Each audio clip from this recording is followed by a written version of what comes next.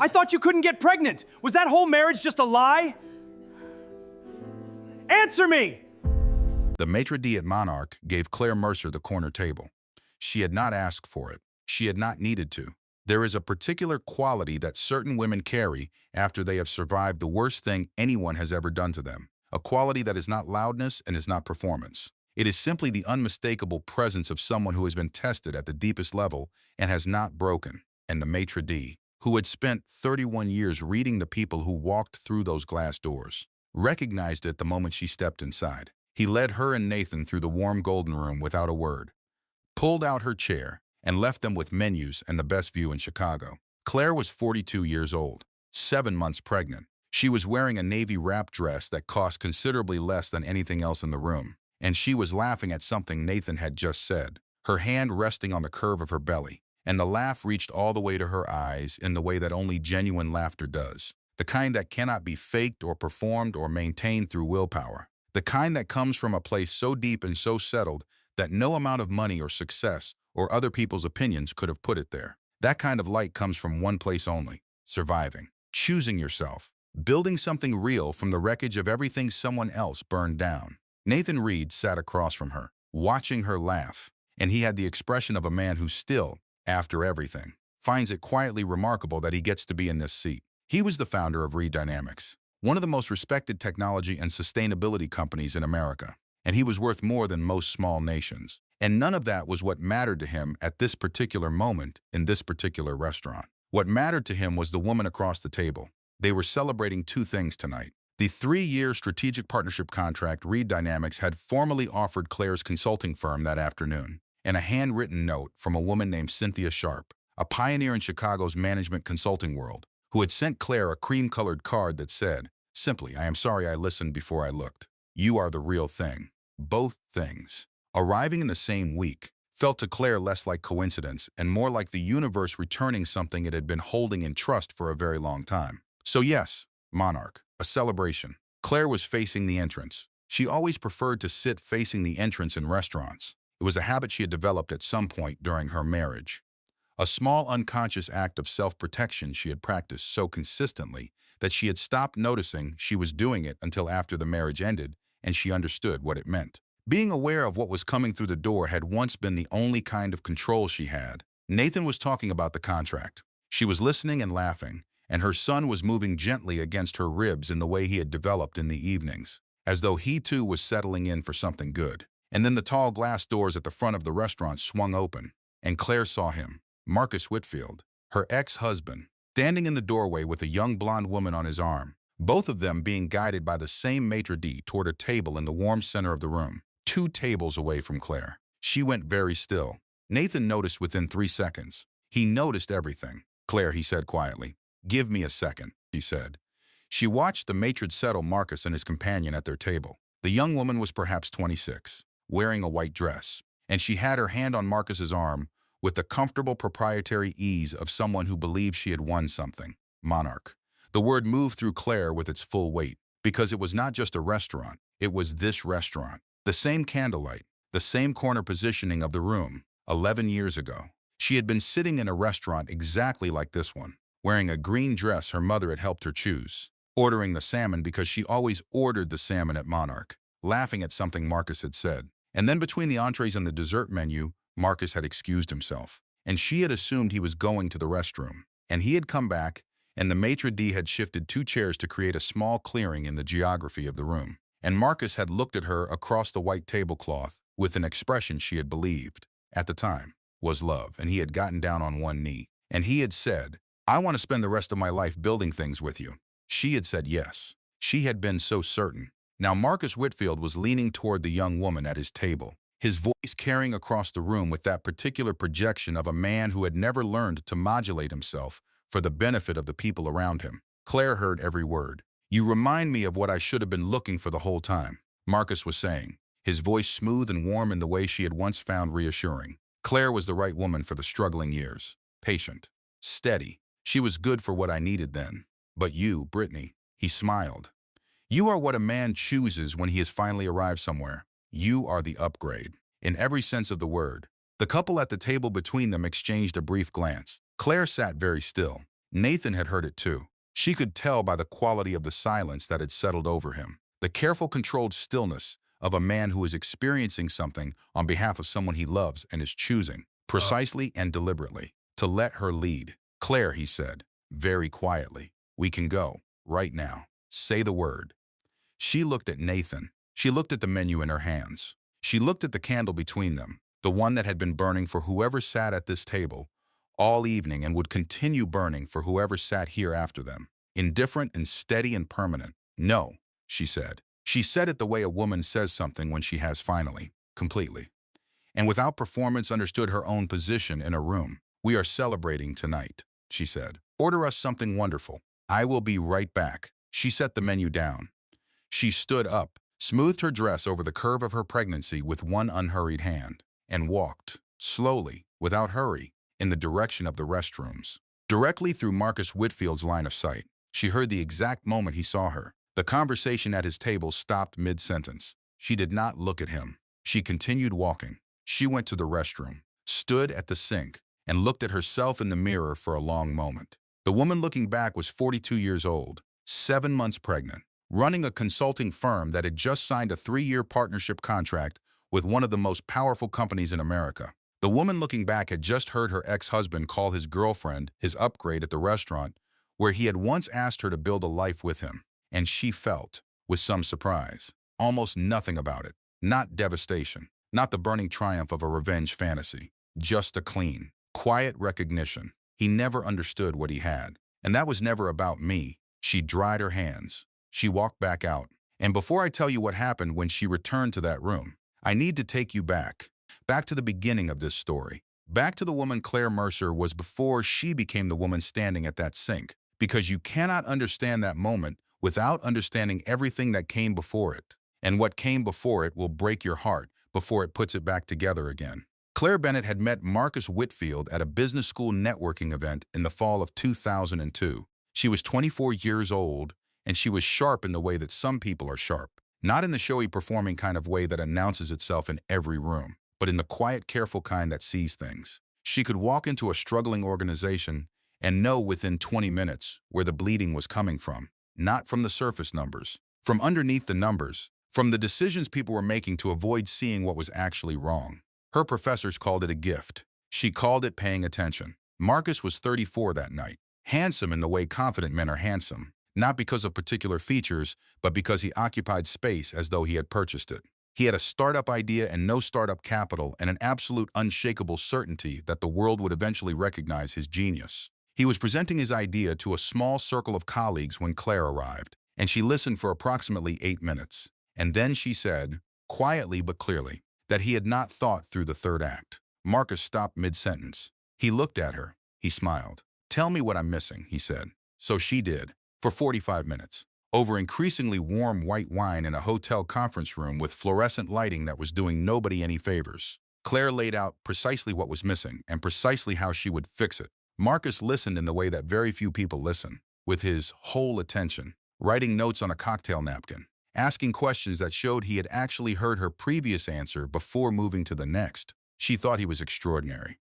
She was not wrong about that. She was wrong about what it meant. They married 3 years later at a small ceremony in Lake Geneva with 40 guests and a violinist Claire's mother had insisted on. By then, Claire had quietly set aside her own career direction, sustainable business development, a field she had been genuinely exceptional in, to help Marcus build what would become the Whitfield Group. She told herself it was temporary. She would go back to her own work once the company was stable. She made this promise to herself with complete sincerity. Temporary became permanent so slowly that she almost did not notice it happening. Here is what the early years of the Whitfield Group actually looked like. Because Marcus would spend the next decade rewriting this history so thoroughly and so consistently that he eventually came to believe his own version of it. It was Claire who identified their first real client, a mid-sized manufacturing company in the suburbs that was losing money through supply chain mismanagement. She found it in a trade publication at 11 in the evening on a Tuesday, at their kitchen table in their rented Chicago apartment, in her pajamas, eating cereal for dinner because Marcus had forgotten to schedule the grocery delivery again. It was Claire who prepared the pitch materials. It was Claire who sat up until 3 in the morning, correcting the financial projections Marcus had rushed through. And it was Claire who drove to the client meeting alone when Marcus woke up that morning with food poisoning, who sat across the conference table from the CEO, delivered the full presentation without notes, fielded 30 minutes of hard questions with clean, confident answers, and walked out of the building 45 minutes later with a signed contract worth $340,000. She called Marcus from the parking lot. Hands shaking with something she would later understand was not just excitement but relief. The specific relief of a person discovering for the first time that they are actually capable of the thing they feared most. "We got it," she said. "We actually got it." "I knew we would," Marcus said. "We." She did not notice, at that moment, what that word was doing. She was too happy. She wanted to share the happiness with the person she loved most. She handed it to him freely, and he took it, and she felt generous doing it because that is what love feels like, when you do not yet understand that some people accept generosity not as a gift but as inventory. The dinner that followed the contract signing was at Gibson's Steakhouse on Rush Street. Marcus was at the head of the table. He told the story of how the Whitfield Group had landed its first major client. He was a good storyteller. He knew how to hold a room. Claire sat 3 seats away. She listened. She waited for her name to appear. Her name never appeared. After dinner, walking to the car through the cold Chicago night, she said, carefully, "You didn't mention that I delivered the pitch." Marcus glanced at her. "Claire, nobody at that table needs the internal details. It's about the brand. I just thought, you're being sensitive. It was a great night. Don't make it weird." She got in the car. She did not make it weird. She stared at the city moving past the window and told herself it did not matter. Here's what I want you to hear. If you are in the early chapters of what Claire was in. When someone erases your contribution in a small moment and calls your hurt being sensitive, that is not a misunderstanding. That is not a bad day. That is a preview. The person who cannot credit you when it costs them nothing will not credit you when it costs them something. The small erasures are never small. They are the blueprint for every erasure that follows. Every single one. The years passed. The Whitfield Group grew, and with each year of growth, something invisible was subtracted from Claire. She could not have named it at the time. She only knew she felt increasingly like a woman who had walked into a building and, somewhere in the middle of it, quietly lost the map back to the exit. Her best friend Sarah Dawson had known Claire since their sophomore year at Northwestern. The kind of friendship built on late nights and road trips, and the particular honesty that only exists between women who have seen each other at their absolute worst. Sarah started saying things. Small things at first. "Claire, when did you last work on something that was actually yours?" "Claire, he interrupted you twice in front of his partners tonight. Did you notice? I'm going to say this once, and then I will never say it again because I know you love him. But I watch you together sometimes, and I feel like you are slowly becoming the supporting character in your own life." Claire heard these things. She filed them carefully under "Sarah worries too much, and she does not understand how a real partnership works, and she has never been married, so she does not know." She was not ready to hear them yet. The readiness would come. It always comes eventually. It just never comes early enough to spare you the cost of waiting for it. Year 6 of the marriage. Northwestern Memorial Fertility Clinic. 3rd floor. A room that tried very hard to feel warm. Soft lighting. A watercolor of wildflowers on the wall. A box of tissues placed precisely where you would reach for it without having to ask. The kind of room that tries and fails because no amount of soft lighting erases the weight of what gets said inside it. Dr. Patricia Walsh slid the folder across the desk with both hands. "Your results are completely clear," she said. "Claire, there is nothing in your blood work, your imaging, or any of your panels that indicates a fertility issue on your side. By every medical measure available to us, you are fully capable of conceiving." Claire stared at the folder. "Then why?" she said, and her voice broke on that single word. And she rebuilt it. "Then why has it been 3 years?" Dr. Walsh paused in the careful, specific way of a physician choosing words that are both true and survivable. "Has Marcus been tested?" she asked. The silence that followed had a texture. "He says there is no point," Claire said finally. "He says the men in his family have never had any issues going back generations." Claire, the doctor's voice was gentle and precise. The voice of someone who had learned that gentleness without precision helps no one. Both partners need to be tested. That is not optional. That is simply the science of how this works. Claire drove home. She told Marcus what the doctor had said. He was on his laptop. He did not look up. "There is nothing wrong with me," he said. "I already know that. This is probably stress-related on your side. I read something about that recently." She stood in the doorway of his home office, the room they had once talked about turning into a nursery before that particular conversation had quietly stopped happening. And she felt something shift inside her. Not break, not yet, just shift. like a foundation still standing but with a crack running through it that, once you have felt it, you cannot pretend you have not felt. Okay, she said. She went to bed. She did not sleep. Over the next 2 years, Claire put her body through things she did not speak about to anyone except Sarah and the doctors who administered them. Hormone injections that made her feel like a stranger in her own skin. Procedures that left her in bed for 3 days at a stretch. Medications that disrupted her sleep and her mood and her appetite and her ability to concentrate on the quiet, careful consulting work she still managed to do in the margins of the life she was running for Marcus. Every month, the same terrible arithmetic. The counting of days.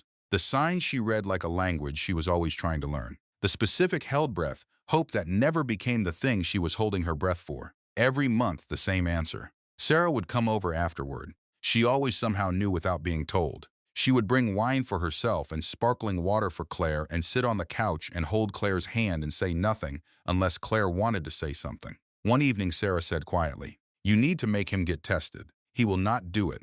Then you need to let that tell you something." Sarah, I know. Sarah looked at her with the direct, steady gaze of a person who loves you enough to say the thing that is difficult to say. You are blaming yourself for something that might not be your fault. I cannot sit here and watch that happen without naming it. It is me, Claire said. It must be something the doctors are missing. Something I am doing wrong. Sarah opened her mouth, then closed it. She squeezed Claire's hand instead. She did not say the thing she was thinking. Years later, Claire would understand that Sarah had known, had suspected, had looked at Marcus and at the pattern of his behavior and had arrived at the most logical explanation and had chosen not to say it because she was afraid of what saying it would do, afraid of being wrong, afraid that Claire was not ready. That silence, that love-soaked, carefully intentioned silence, was the only mistake Sarah Dawson ever made in their friendship. By year 9, Marcus had stopped pretending he wanted Claire at his professional events. "It is a work thing," he would say. "You would be bored." What he meant was something he never said out loud. "You do not fit the version of me that I am performing for these people anymore." The Whitfield Group was profitable now, solidly, visibly,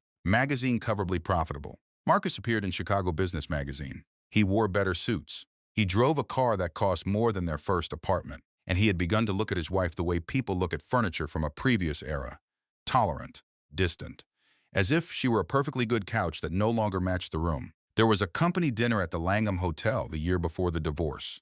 Claire spent an hour getting ready.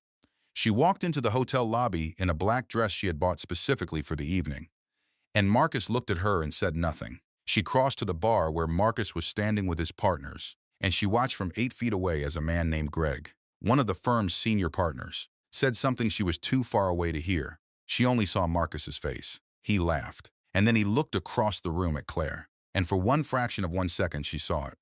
He was laughing at her, not at something Greg said, at her, at the woman in the black dress who had come to a party she was not really wanted at. She crossed the room. She smiled. She shook hands and made conversation and laughed at the right moments. She was, as she had learned to be over years of careful practice, completely invisible while appearing to be entirely present. And inside, very quietly, something that had been cracking for years finally broke all the way through. 6 months before she filed for divorce, Claire did something she had not done in 9 years. She took a meeting for herself. A small consulting firm in River North needed part-time help restructuring its client management system. Not glamorous, not even interesting by the standards of the work Claire had been doing in the margins of the Whitfield Group's success. But a former colleague had mentioned her name, and when she walked into the conference room and sat across from the founder, a woman named Diane who had built her business over 15 years of early mornings and uncomfortable conversations. Diane had looked at Claire's background materials and set them down.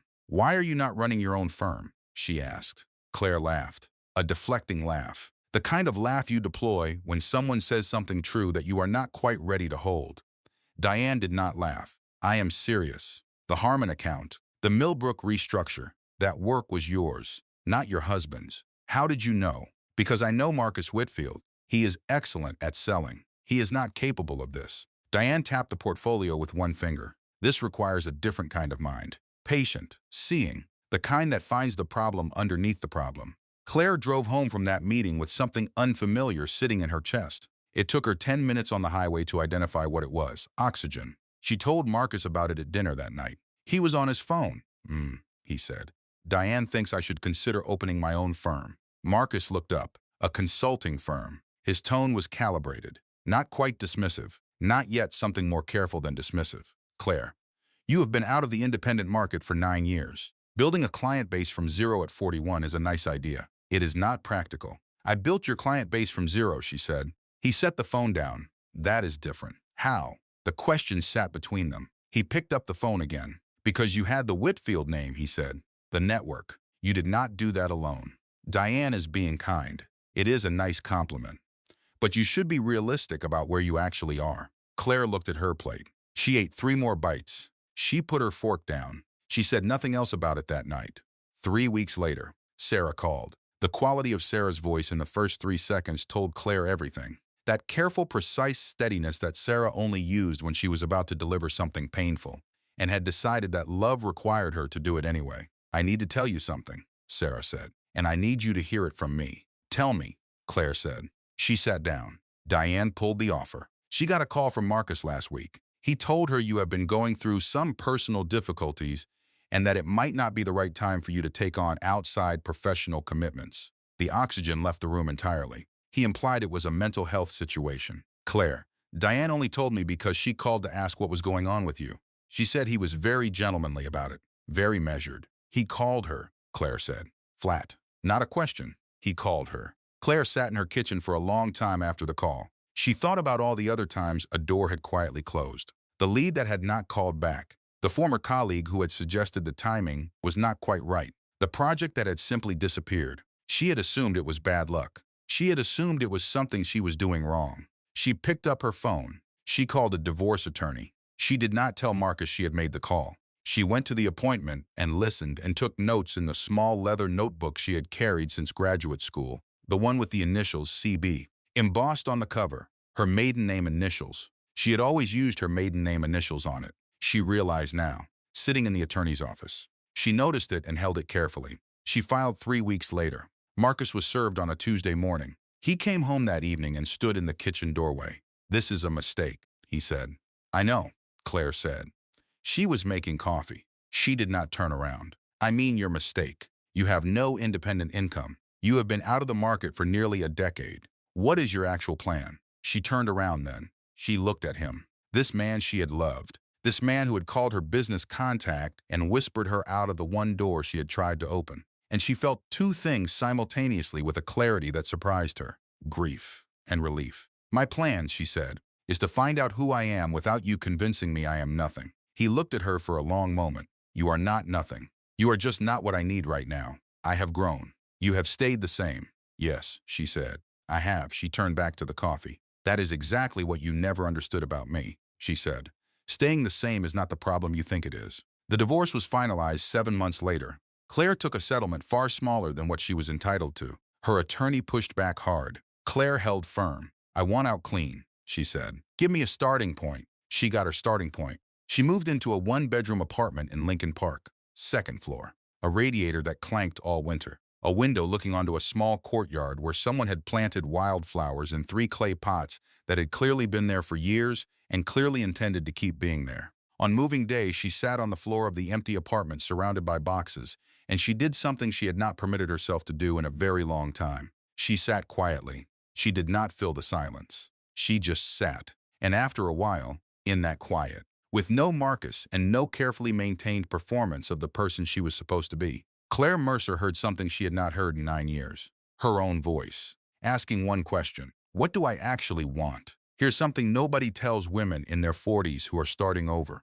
The feeling of being ready is a myth. It does not arrive before you begin. It comes, if it comes at all, somewhere in the middle of beginning. You start before you are ready, and the readiness builds around you, like grass growing up around a fence post. You do not find your confidence and then begin. You begin, and the confidence finds you. Claire did not feel ready. She started anyway. Claire Mercer Consulting opened for business on a cold Monday in March. She rented a desk by the month in a shared office space in the West Loop, sharing a printer with a graphic designer named Tom and a woman who ran an Etsy candle business with a focused seriousness that Claire found privately magnificent. For the first 3 months, she had 2 clients. Both were small, both paid late. Both were, she would say years later, the most important clients of her career. Not because of what they paid her, but because of what they proved. That she could walk into a broken organization without the Whitfield name preceding her. That the thing she had was hers, not borrowed. not reflected, not contingent on anyone else's name or network or willingness to let her be useful.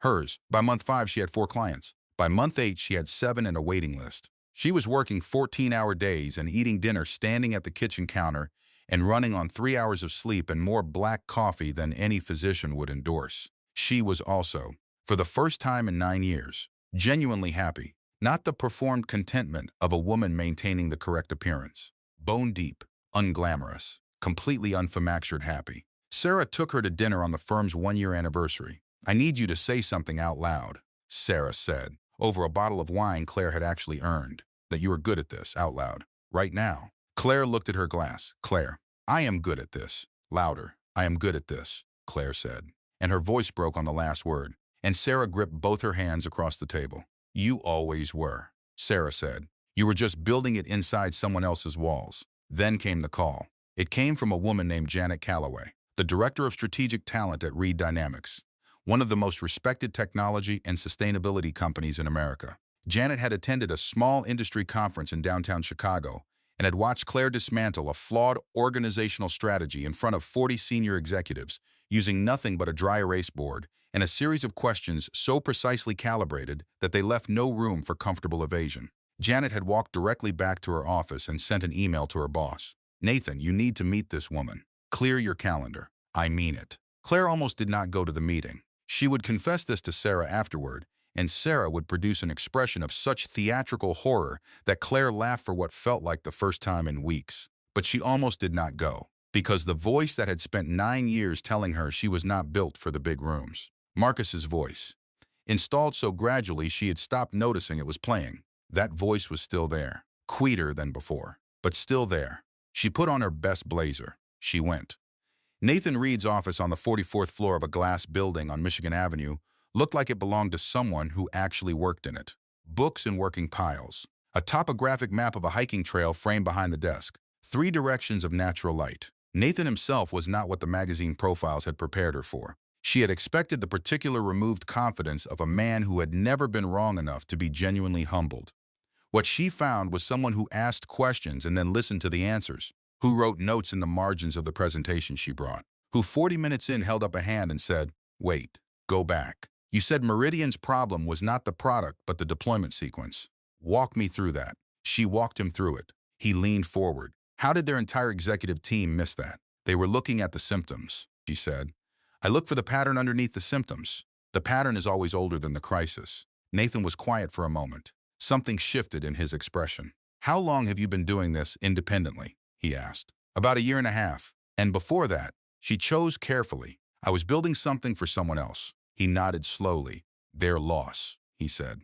2 words. Unelaborate. Unperformed. Simply and completely true. Something about those 2 words landed in Claire's chest in a way she had not been prepared for. They worked together professionally for 4 months before either of them acknowledged that what had developed between them had a gravity that extended well beyond strategy sessions. Nathan was the one who said it first. On an evening walk along the Chicago Riverwalk after a long session that had run past 7 o'clock, he stopped at the railing above the dark water. "I want to be honest with you about something," he said. She stopped beside him. "I have spent 4 months finding reasons to schedule meetings with you," he said. "If you do not feel the same way, I will hear that and respect it completely, and it will not change how Reed Dynamics works with your firm. But I am not good at not saying true things.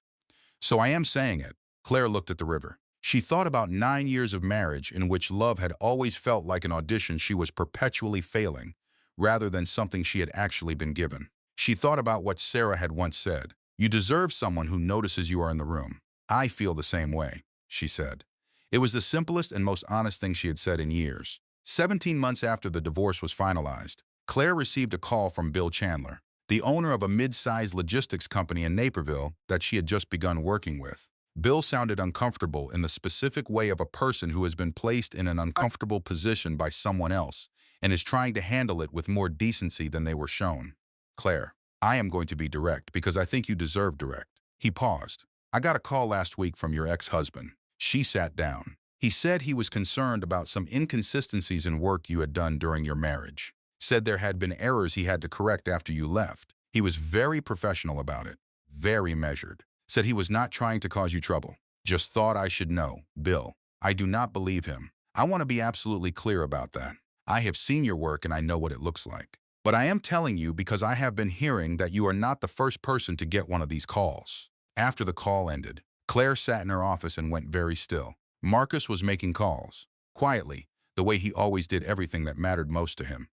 No confrontation. Nothing she could point to and say, here, this is where it happened. This is the thing he did. Just gentle, professional-sounding conversations that left a thin film of doubt over everything she had built. She called Sarah. Sarah answered on the first ring. He is doing it again, Claire said. How bad? I do not know yet. I am coming over. They sat on the kitchen floor that evening because the good couch had not arrived yet, and Sarah brought wine, and Claire brought the full weight of what she was carrying, and they talked until midnight. What are you going to do?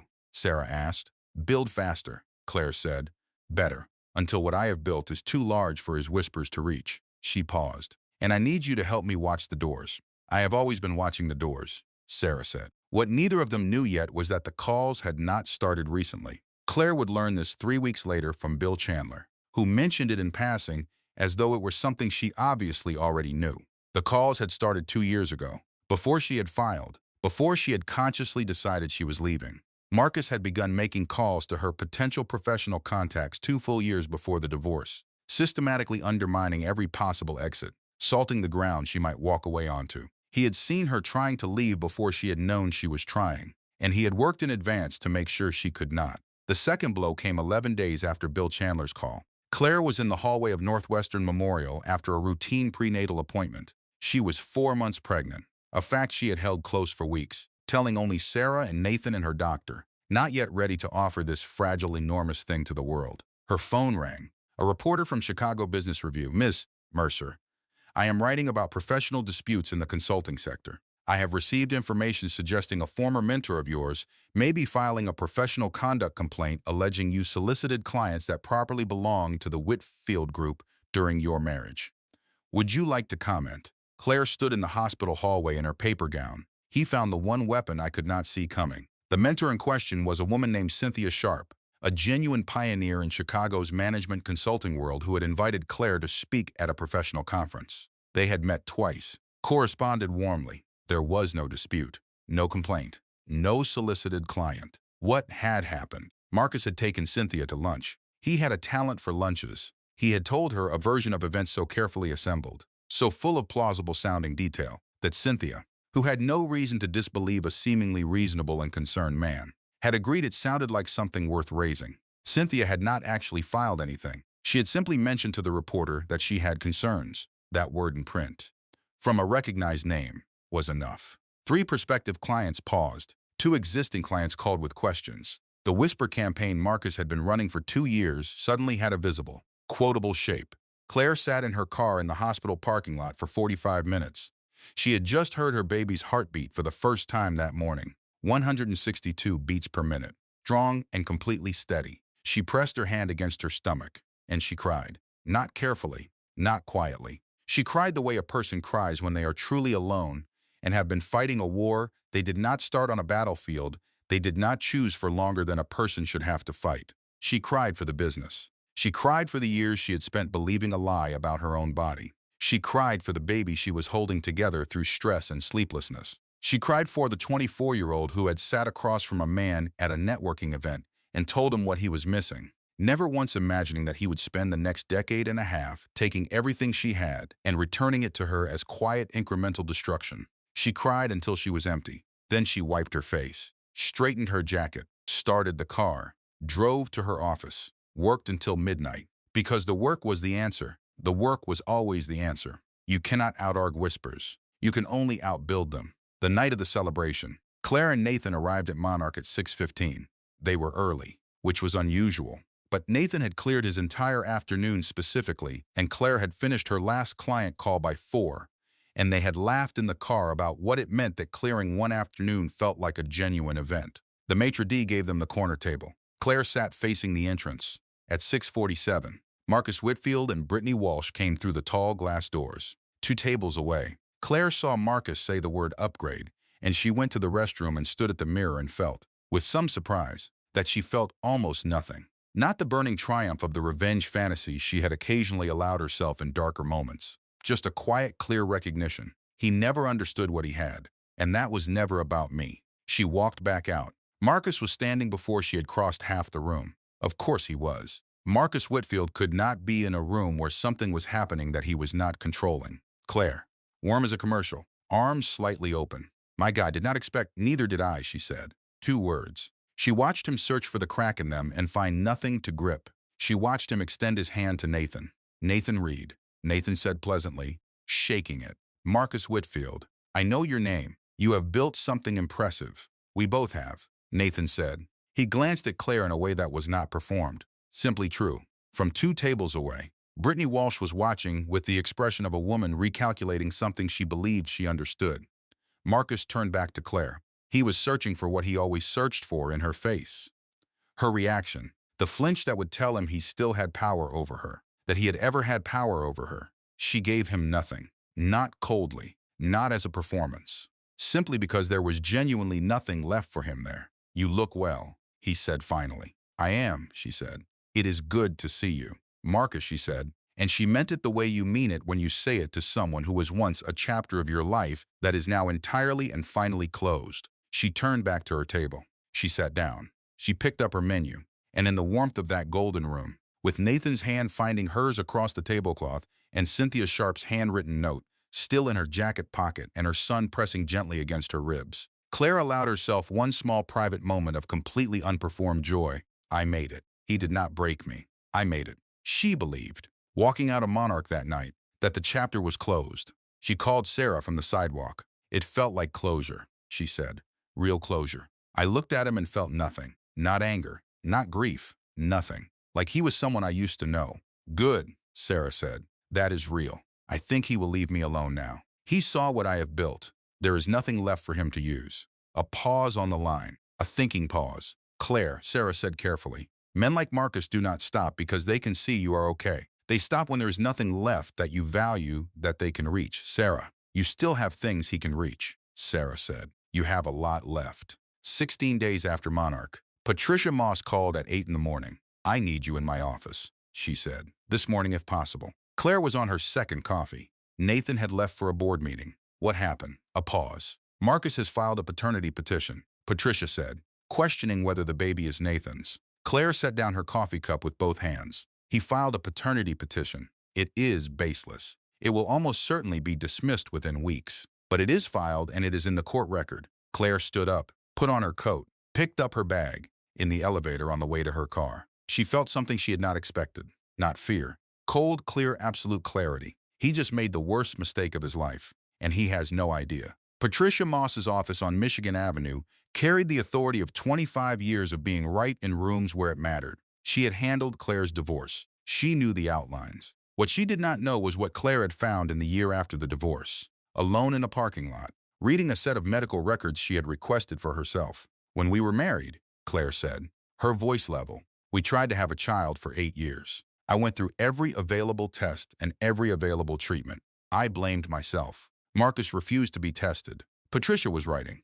After the divorce, I requested my complete medical records, all of them. Going back to the beginning of the marriage, Claire paused. There was a fertility panel in the file, Marcus's. From year 2 of our marriage, he had gone in once without telling me. Patricia looked up. The panel showed a significant male factor infertility issue, Claire said. The problem was never me. It was always him. And he had taken that test and seen those results and made a deliberate decision to never tell me. The office was completely quiet. For 8 years, Claire said, I put my body through treatments I did not need. I spent approximately $80,000 on procedures designed to correct a problem I did not have, while the actual problem sat in a file Marcus had chosen never to open for me. Patricia set down her pen.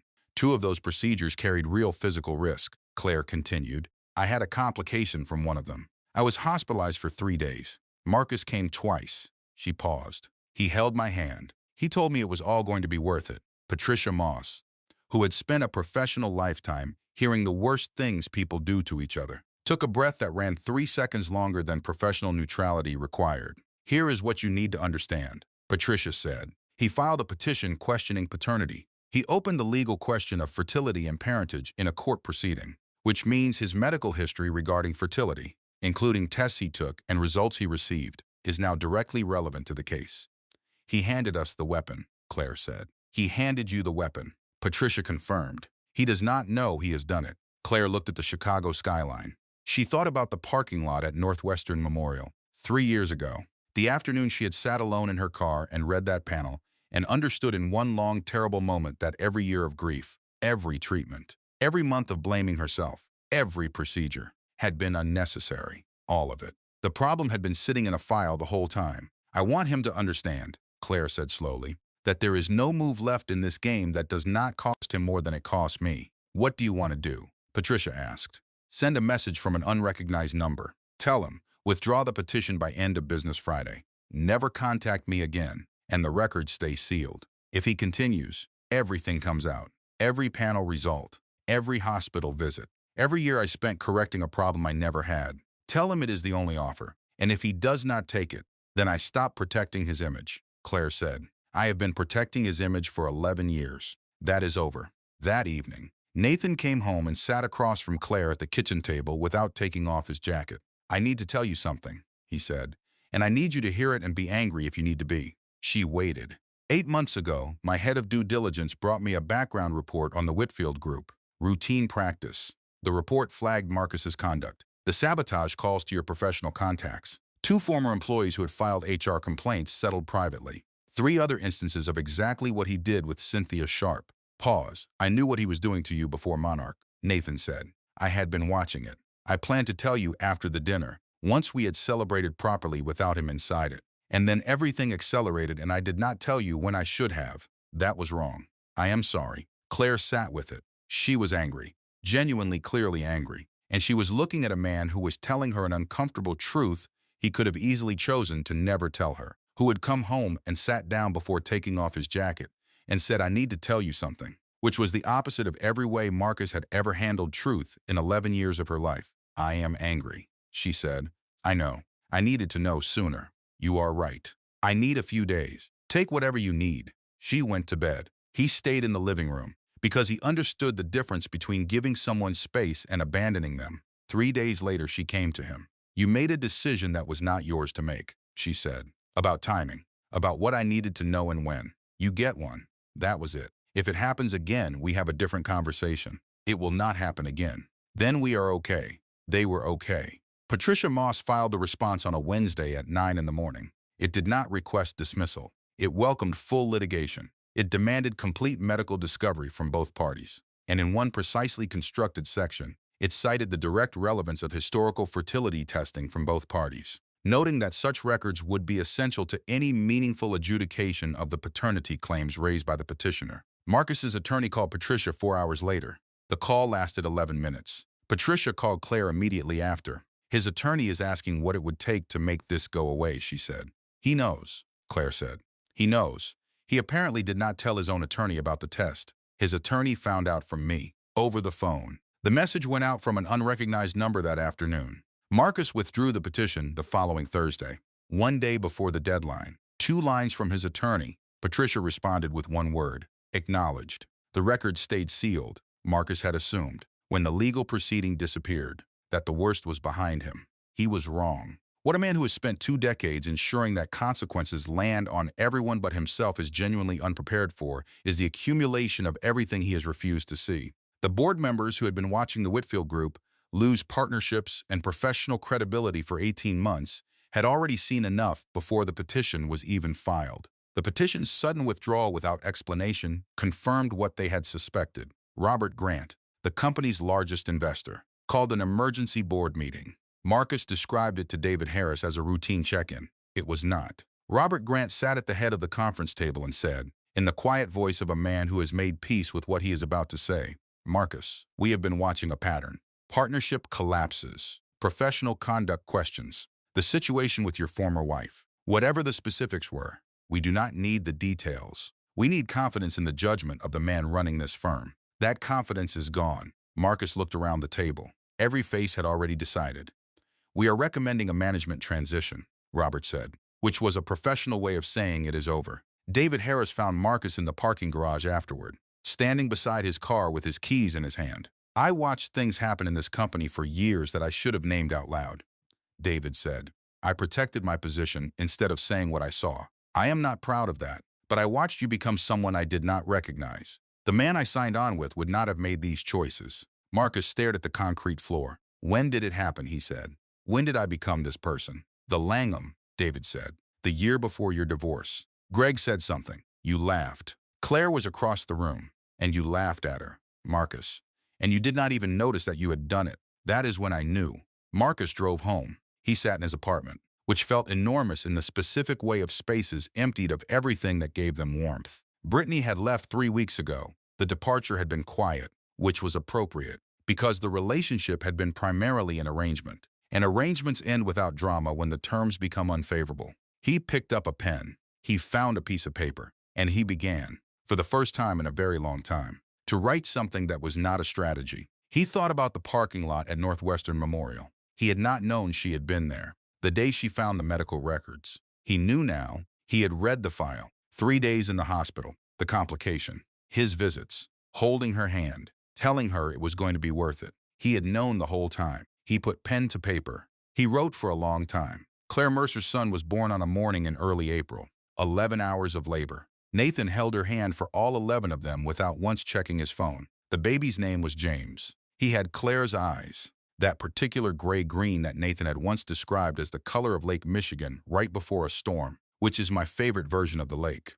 And behind his left ear, small and definite, a birthmark shaped like a crescent. Claire's mother had one in nearly the same place. The body passes on its own stories, Claire thought, holding James against her chest in the hospital bed. Even the ones you thought were lost. 6 weeks after James was born, Patricia Moss called to ask if Claire wanted to receive a letter. From Marcus. Claire said yes. She read it alone on a Saturday morning. At the kitchen table, with James sleeping in his bassinet by the window and coffee going cold beside her. 4 pages. Handwritten. She had expected performance. The calibrated contrition of a man who has learned that remorse, properly presented, functions as strategy. It was not that. He wrote about the fertility test. Year 2 of the marriage. He had gone in once, without telling her. He had seen the results and made a choice. He described the choice without softening it. He wrote about the hospital, the 3 days, his visits, her hand in his, the words he had said. He did not soften what it meant that he had said those words while holding that knowledge. He wrote about the calls he had made to her professional contacts, including ones she had not known about, and he named them all. He wrote about the Langham, about Greg's comment, about laughing. Near the end, he wrote, I let you believe your body was the broken thing. I held the truth for 8 years and chose, every single day, to keep holding it rather than give it to you. I do not have a word for what that is. I only know that sorry is so inadequate that I almost did not write it. But I wrote it anyway, because you deserve to hear it from me, in my handwriting, in a place where it cannot be unsaid. He did not ask for forgiveness. He asked for nothing. He signed his full name, like a document intended to be permanent. Claire set the letter down. She looked at James, small fists curled at the sides of his face, chest rising and falling in the quick, steady rhythm of new breathing. She thought about 8 years of treatments, the hospital, the parking lot, the apartment with the wildflowers in the clay pots where she had sat on the floor and asked herself what she actually wanted and discovered, for the first time in nearly a decade, that the answer was still there, intact, waiting for her to come back to it. She thought about Sarah on every couch, holding her hand. She thought about Nathan in the labor room. 11 hours, not once checking his phone. She thought about James, living, breathing, crescent-marked proof that her body had never, not for a single day, been the broken thing she had been allowed to believe it was. She picked up a pen.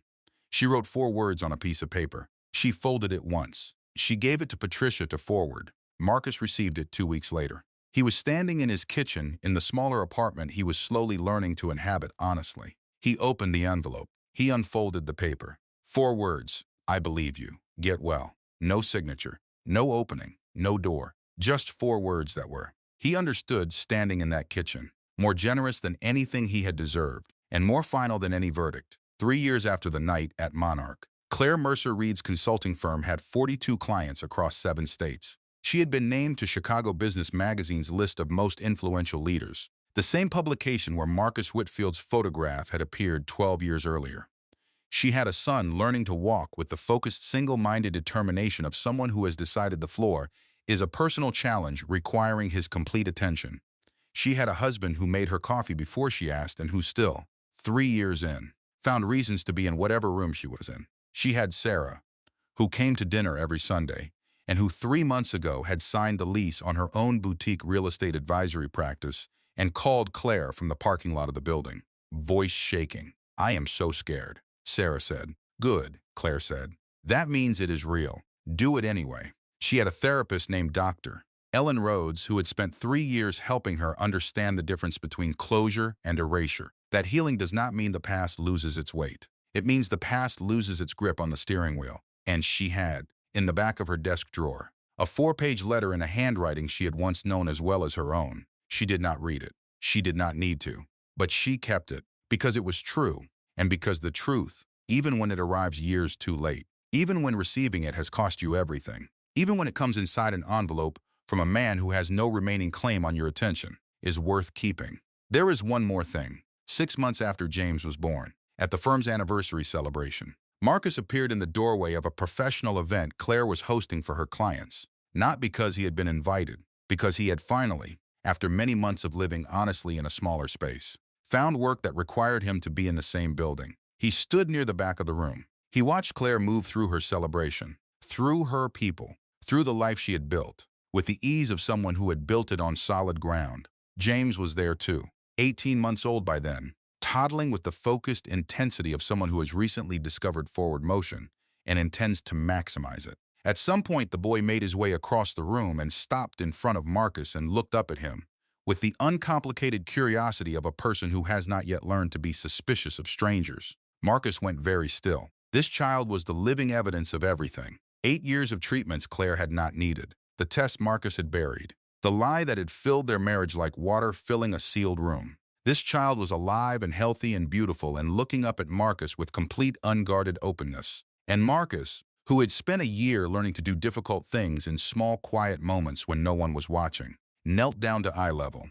He did not pick the boy up. That was not his place, and he knew it. He simply knelt and smiled. A real smile, not a performed one, and said quietly, "Hey there, little one, aren't you something?" And he meant it. He meant it completely. No grief for the children he and Claire had not had. No bitterness. Just a clear, simple recognition of a small person who deserved to be seen clearly. Claire watched from across the room. She came to him afterward. She stood in front of him and she said, very quietly, so no one else could hear, "You passed." He looked at her. "The last test," she said. "I have been watching for 2 years to see how you would look at him. And you looked at him with love. No grief for yourself. Just love for a child who has nothing to do with you." She paused. "That is not the man who sat in that restaurant laughing at me. That is someone different." Marcus could not speak. "I forgave you a long time ago," Claire said. "But I want you to know something. Today, watching you with my son, I am not just done being angry at you." She looked at him steadily. "I am glad you became this.